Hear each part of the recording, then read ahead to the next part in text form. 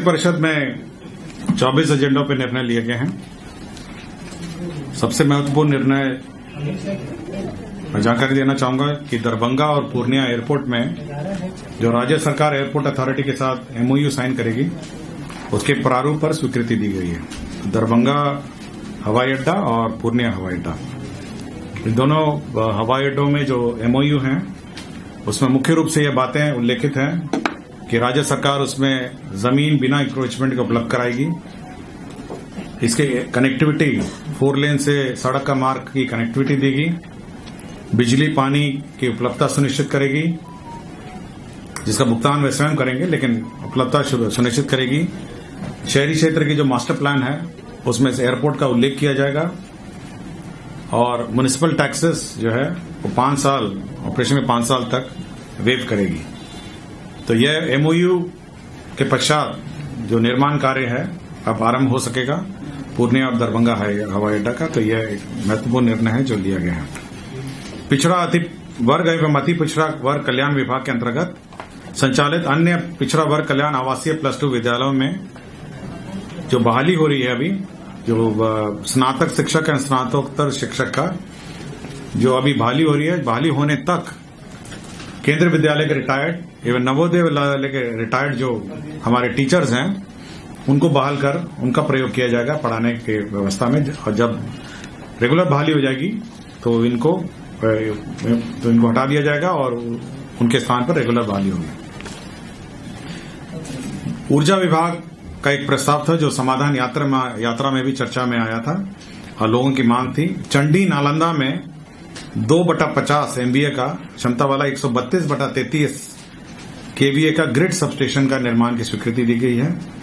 इसमें 129 करोड़ 75 लाख रुपए व्यय होंगे, जिसमें 20% राज्य सरकार देगी और 80% जो है 103.80 करोड़ राज्य सरकार की गारंटी पर विभिन्न बैंक से लोन लेकर निर्माण किया जाएगा।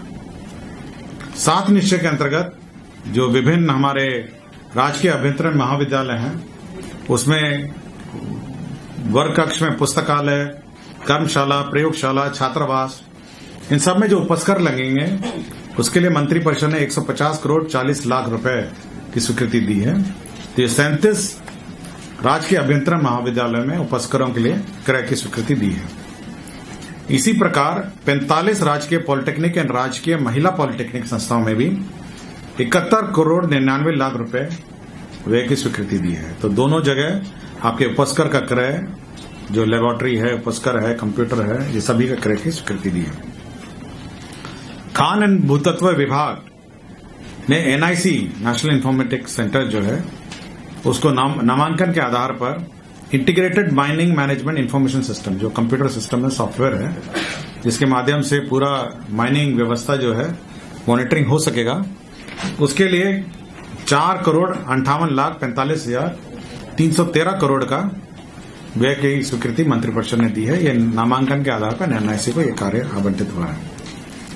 राज्य के काराओं में और सुदृढ़ और सुरक्षा सुनिश्चित करने के लिए 238 अतिरिक्त लिपिकों के पदों की स्वीकृति है। लिपिक और यहाँ पे क्लर्क के पद हैं जो इन जेलों में पदस्थापित होंगे, जिसमें निम्न वर्गीय लिपिक 139 हैं, उच्च वर्गीय लिपिक 50 हैं और प्रधान लिपिक 25 हैं।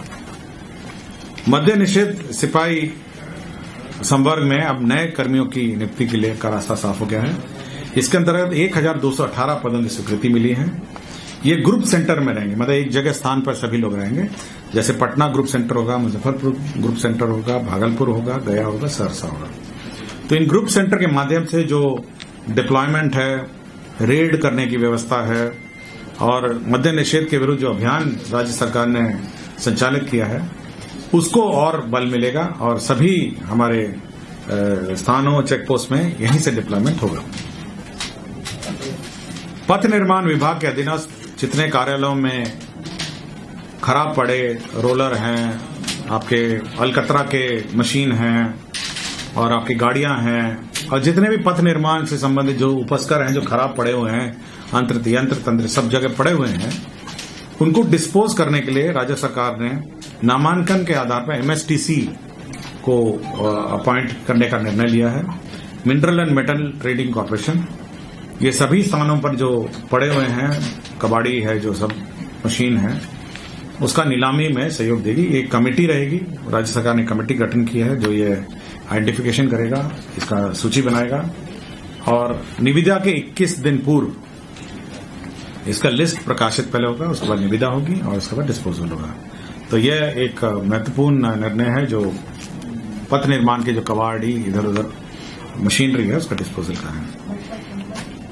मंत्रिपरिषद ने उद्योग विभाग के अंतर्गत जो हमारे अमृतसर कोलकाता औद्योगिक कॉरिडोर निर्माण किया जा रहा है EKIC, उसमें जो स्पेशल पर्पस व्हीकल है जो SPV बनाया गया है, ये भारत सरकार का भी उसमें अंश है, बिहाड़ा का भी अंश है। तो ये जो स्पेशल पर्पस व्हीकल है उसी में संशोधन, इसमें पूर्व में मंत्रिपरिषद स्वीकृति हुई थी, लेकिन भारत सरकार के अनुरोध पर कुछ संशोधन किए गए हैं। जैसे कॉर्पोरेशन को हटा के ट्रस्ट बनाया गया है, निदेशकों की संख्या में संशोधन किया गया, तो आंशिक संशोधन हुआ है, इसकी मंत्रिपरिषद ने स्वीकृति दी है। मद्य निषेध उत्पाद एवं निबंधन विभाग के अंतर्गत बिहार मद्य निषेध उत्पाद अधिनियम 2016 की धारा 95 में प्रदत्त शक्तियों का प्रयोग करते हुए राज्य सरकार ने बिहार मद्य निषेध एवं उत्पाद नियमावली 2021 यथा संशोधित नियमावली नियम 12 क के उपनियम 2 में संशोधन किया है।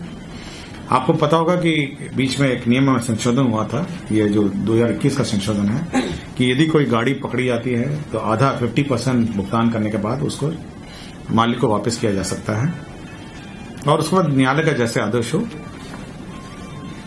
उसके बाद राशि के वापस करने पर निर्णय लिया जा सकता है। अब यह है कि अब ये जो 50% का लिमिट है इसको घटा के अब 10% हो गया है, कम से कम 10% या 5 लाख रुपए से अधिक नहीं होगी। तो ये एक लिमिट बना दिया गया है कि इतनी राशि आपको जमा करनी होगी और यह डिस्ट्रिक्ट मजिस्ट्रेट के यहाँ अपील होगा और वह निर्धारित करेंगे कि यह कितनी लिमिट होगी। तो मिनिमम लिमिट जो है 10 लाख या 5 लाख रुपए से अधिक नहीं होगी। तो ये लिमिट संशोधन में अंकित कर दिया गया। पहले होता था कि 50% आप भुगतान करिए और गाड़ी ले जाइए, तो ये लिमिट में संशोधन कर दिया गया। बिहार मद्य निषेध अवर निबंधन सेवा नियमावली 2017 में संशोधन किया गया है और इसका मुख्य कारण है कि जो हमारे कर्मी हैं, जो नियुक्ति कर्मी हैं, उनको हिंदी टिप्पणी प्रारूपण परीक्षा, कंप्यूटर जांच की परीक्षा के प्रावधानों में एकरूपता लाने के लिए निर्धारित प्रक्रिया लागू की गई है। तो कंप्यूटर के ज्ञान की जानकारी हो, इसके लिए यह संशोधन किया गया। स्वास्थ्य विभाग पटना के अंतर्गत बिहार महिला स्वास्थ्य कार्यकर्ता ऑक्सिलरी नर्स मिडवाइफ ANM का संवर्ग नियमावली 2018 संशोधित किए हैं। इसमें मुख्य रूप से 2 संशोधन है, महत्वपूर्ण संशोधन है। पहले तो है कि अब परीक्षा के माध्यम से यह बहाली होगी। पहले मार्कशीट के आधार पर होती थी, अब परीक्षा के आधार पर बहाली होगी। और दूसरा मेजर संशोधन इसमें यह है कि ये जिला काडर नहीं होकर अब यह राज्य काडर होगा। तो ये 2 चीजें हैं जो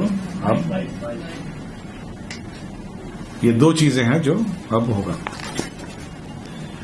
अब ये डिसमिसल के हैं, मैं एक साथ पढ़ देता हूं। डॉक्टर नसीम अहमद का डिसमिसल हुआ। यह चिकित्सा पदाधिकारी प्राथमिक स्वास्थ्य केंद्र पंचगनिया थे। डॉक्टर सुमित कुमार थे, चिकित्सा पदाधिकारी अनुमंडल अस्पताल डेहरी थे रोहतास में। डॉक्टर मिथिलेश कुमार चिकित्सा पदाधिकारी सदर अस्पताल आरा में थे और डॉक्टर रंजन कुमार चिकित्सा पदाधिकारी अनुमंडल अस्पताल रजौली में थे। इन सभी को डिसमिस किया गया। उसका डॉक्टर श्रीमती अनीता कुमारी चिकित्सा पदाधिकारी प्राथमिक स्वास्थ्य केंद्र अरवल, यह भी डिसमिसल है। ये सारे डिसमिसल के हैं।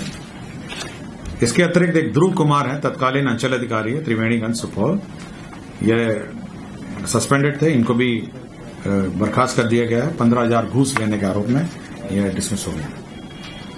लक्ष्मी प्रसाद साहू हैं, तत्कालीन उप निदेशक, ये इनको डिसमिस किया गया था।